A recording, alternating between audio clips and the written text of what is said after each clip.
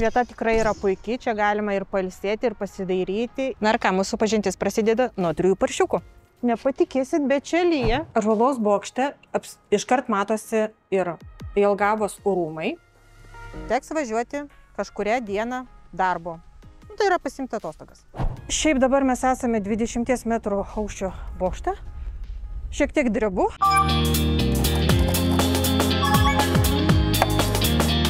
Kai grįžtant iš Rygos į Lietuvą, galima aplankyti ir kitus miestelius pakeliui. Šį kartą mes ir aplankome Jelgavą ir prieš važiuojant išgirdome, kad kaip tik vyksta kartą į metus festivalis smėlio skulptūrų ir dabar jis kaip tik vyksta. Einam žiūrėti.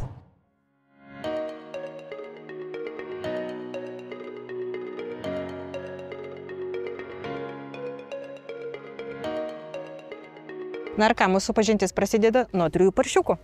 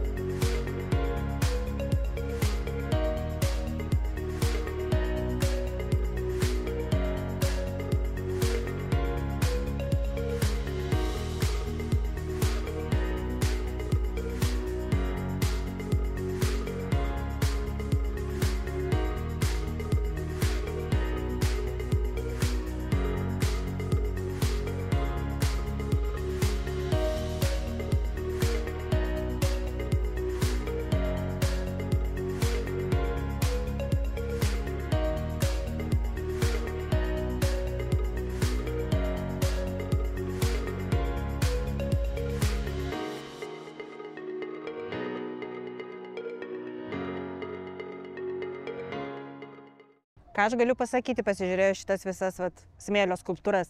Tikrai darbo įdėta nemažai ir kiekviena skulptūra yra savaip ypatinga, graži, bet kas mane labiausiai sužavėjo, tai yra drakono skulptūra. Ir man yra įdomu, kuo yra apdirbtos tos padengtos skulptūros smėlio, kad buvo lietus, bent jau iš pačio ryto čia tikrai stiprus ir jos visiškai niekaip nesusigadino, o liko tokios, kokios ir buvo vakar padarytos. Tikrai rekomenduoju tokius susibūrimus atvažiuoti, pasižiūrėti, nes tikrai įdomu. Tikrai. Bet kokio festivalio metu jelgaviečiai pasirūpina ir vaikais, jų laisvalaikiu.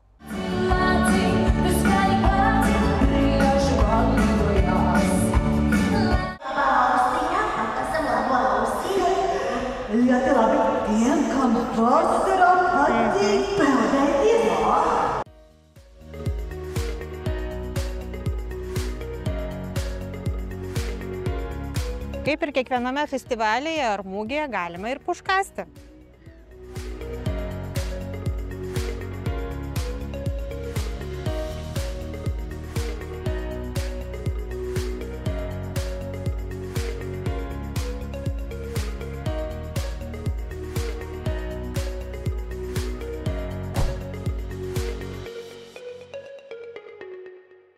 Jelgavoje yra Mitavos tiltas, šalia kurio yra tokie kaip mini tiltukai su, kaip pasakyčiau, gal kaip kriokliukais.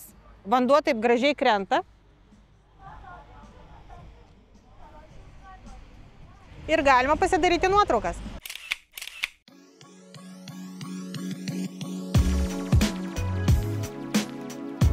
Vieta tikrai yra puikiai, čia galima ir pailsėti, ir pasidairyti, ir tikrai rekomenduoju čia atvykti.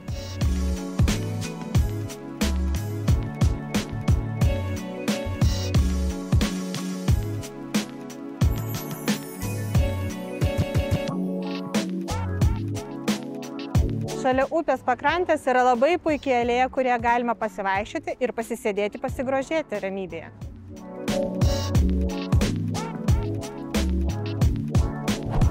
Sutikom fainą žmogeliuką.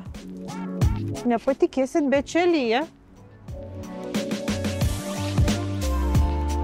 Matome Šventos Trejybės bažnyčią liuteronų ir dabar bandysime pakilti į viršų apžvalgos aikštelę. Apžvalgos bokšte iškart matosi ir Jelgavos rūmai, taip pat gerai matosi ir Pašto sala, kurioje šiuo metu vyksta smėlio skulptūrų festivalis. Apylinkės, bažnyčių stulpai, miestas kaip ant delno.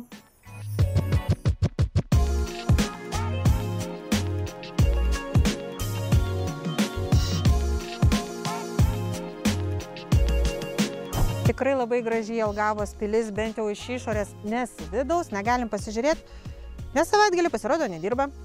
Teks važiuoti kažkurią dieną darbo. Tai yra pasiimti atostogas.